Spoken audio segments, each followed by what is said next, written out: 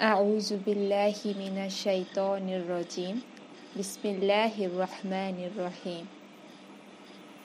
আজকের হাদিসের বিষয় কোরআন ও হাদিস সম্পর্কে মন গড়া কথা বলার পরিণতি। হাদিস 1। ইবনে আব্বাস রাদিয়াল্লাহু হতে বর্ণিত, তিনি বলেন, রাসূলুল্লাহ সাল্লাল্লাহু আলাইহি ওয়াসাল্লাম বলেছেন, যে ব্যক্তি কোরআনের ব্যাপারে না জেনে কথা বলল, সে যেন তার স্থান জাহান্নামে ঠিক করে নিল। জামি আত-তিরমিজি 2950। হাদিস 2। সালামা রাদিয়াল্লাহু থেকে বর্ণিত, তিনি বলেন, আমি নবী করিম সাল্লাল্লাহু আলাইহি ওয়াসাল্লামকে বলতে শুনেছি, আমি যা বলিনি তা আমার উপর যে ব্যক্তি আরোপ করবে, সে যেন জাহান্নামের আগুনে তার স্থান ঠিক করে নিল। সহিহ আল বুখারী 109। হাদিসের বাণী খুবই স্পষ্ট, এটি ব্যাখ্যা করার খুব বেশি প্রয়োজন নেই। যে কেউ শুনেই বুঝতে পারবে যে এখানে আল্লাহ রাসূল সাল্লাল্লাহু আলাইহি ওয়াসাল্লাম কি মেসেজ দিতে চেয়েছেন।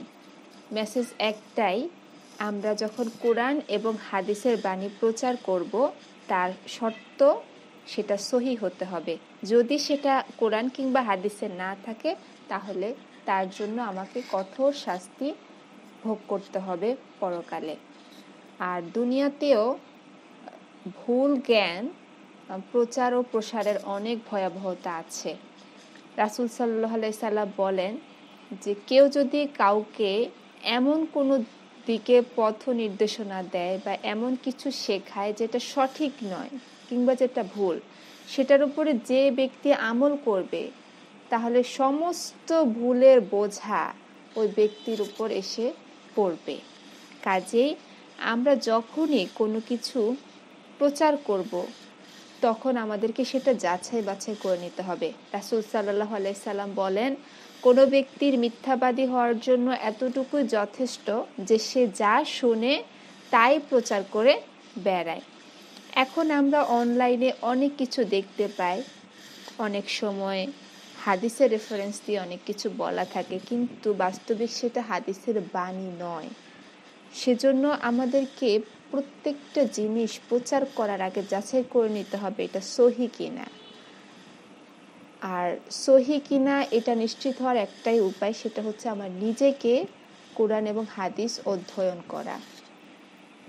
এখন অনেক সহজ হয়ে গেছে যাচাই বাছাই করা। এখন যেমন অনেক ভুল ইনফরমেশন পাওয়া যায়, আবার যাচাই বাছাই করাটাও সহজ। আপনি যদি কোনো একটা হাদিস দেখার পরে সেটাকে আপনি চ্যাট জিপিটিতেও যদি সার্চ দেন এটা সহিহ কিনা কিংবা এটা রেফারেন্স কত, সে কিন্তু বের করে দিবে। ইংলিশে না পেলে, বাংলাতে না পেলেও ইংলিশে অবশ্যই পাবেন। তো কাজেই আমরা যখনই কোথাও কোনো হাদিস দেখব, আমরা সেটা নিশ্চিত হয়ে নিব যেটা সহিহ কিনা, তারপরে প্রচার করব। এবং আমরা অথেন্টিক সহিহ বইগুলোই পড়ার চেষ্টা করব। যেমন আমরা জানি যে হাদিসের 6টা গ্রন্থ আছে সহিহ, সহিহ আল বুখারী, সহিহ মুসলিম, সহিহ আত-তিরমিজি, এই বইগুলো পড়ব। এবং এই বইগুলো থেকে হাদিস সংগ্রহ করে যে বইগুলো তৈরি করা হয়েছে, আমরা সেই বইগুলো পড়ব। আমরা বিশেষজ্ঞ আলেমদের রেফারেন্স দেয়া বইগুলো পড়ব, যারা গ্রহণযোগ্য, কিংবা মাসলা মাসাইলের ক্ষেত্রেও আমরা সহিহ যে মাসলাগুলো আছে বা সর্বজন সমৃদ্ধ ফতোয়া বোর্ড থেকে আসা যে মাসালাগুলো আছে সেগুলো ফলো করব।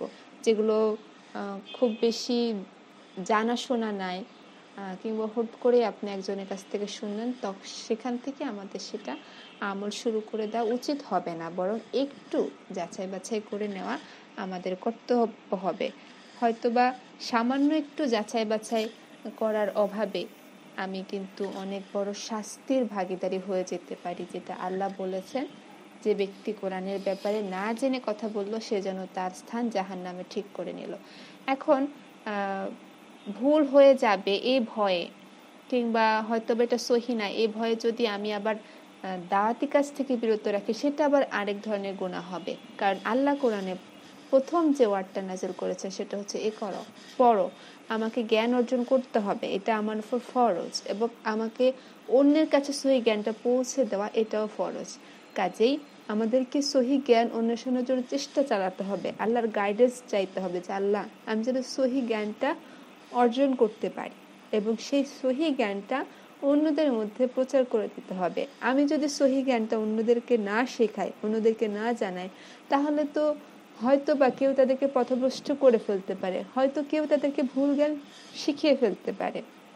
আর কেউ যদি কখনো এমন কোনো হাদিস কিংবা কোরআনের এমন কোনো তথ্য উপস্থাপন করে যেটা আল্লাহ বলেননি কিংবা রাসূল সাল্লাল্লাহু আলাইহি সাল্লাম বলেননি, আমাদের তাদেরকে সেটা বুঝিয়ে বলতে হবে তুমি যেটা প্রচার করেছো এটা সহি নয়, কেননা হয়তো সে না বুঝেই সেটা প্রচার করে ফেলেছে।